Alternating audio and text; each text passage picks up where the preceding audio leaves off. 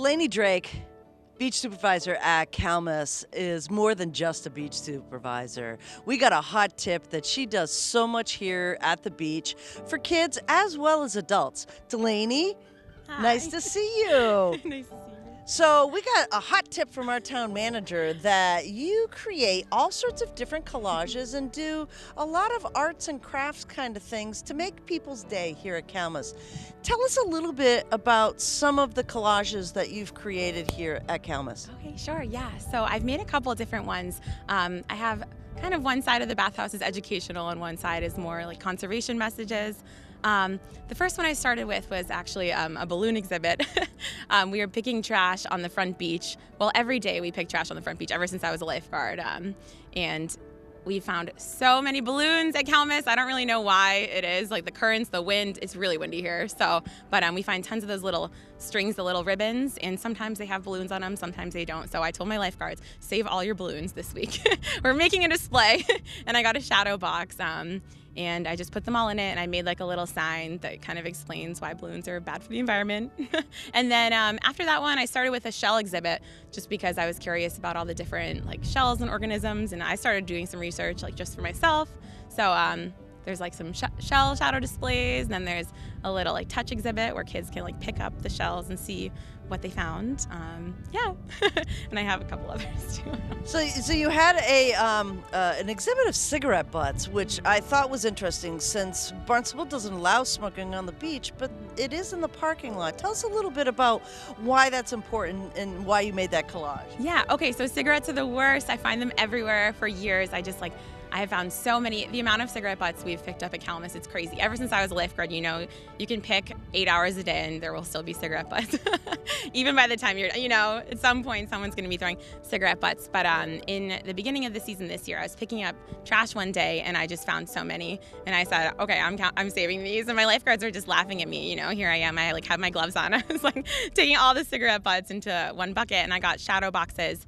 And I just like glued them all on, and we counted 657 that I picked up in a single day. But yeah, so we don't allow it on the beaches, but we allow it in the parking lot. But I mean, they kind of fly everywhere with the like heavy winds and everything. But yeah, it was so many.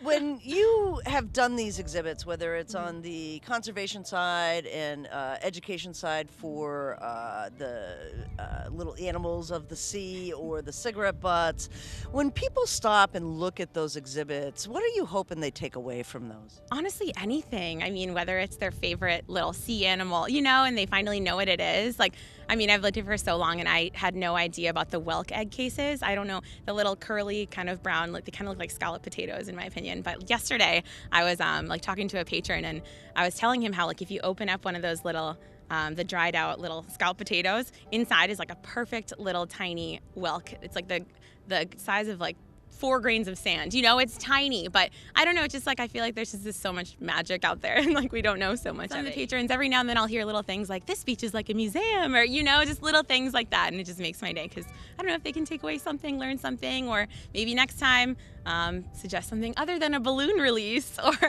you know, throw out their cigarette butt if they choose to smoke, you know, just or put it away responsibly, you know. I don't know. And we noticed that you have a kindness garden here as well. Tell us a little bit of why you started that. Oh, I just love it. You know, it's just, you know, the whole idea is so great. Like a positive message can really just impact someone's life, you know?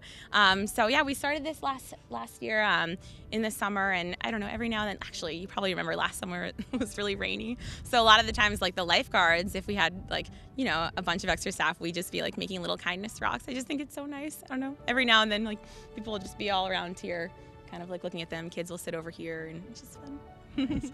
And you talk about a little bit about the lifeguards. There's a lot of people that make the beach run. Oh, and one of the things that we just noticed in one of your rooms was the smile buckets that were there. What's that all about? Yeah, so we have little mailboxes here at Kalmus. It's called Send a Smile, and it's just kind of a way to say thank you, you know, or like, I really appreciated this, or any little thing, or like, you did such a great job today. We just write little positive messages to each other, and it makes each other, I don't know, work better as a team, you know, and get to know each other better. And I don't know, when you do something really good, it's nice to feel acknowledged. You know, it's just, I don't know. So It is. Yeah. And we love all of what you've done at Kalmus, Delaney. Yeah. We wish you the best in grad school, headed off, I'm sure, probably mid-August or so. Exactly. So have a wonderful year, and we'll see you back here maybe next summer. Thank you. I hope so. Thank you, guys.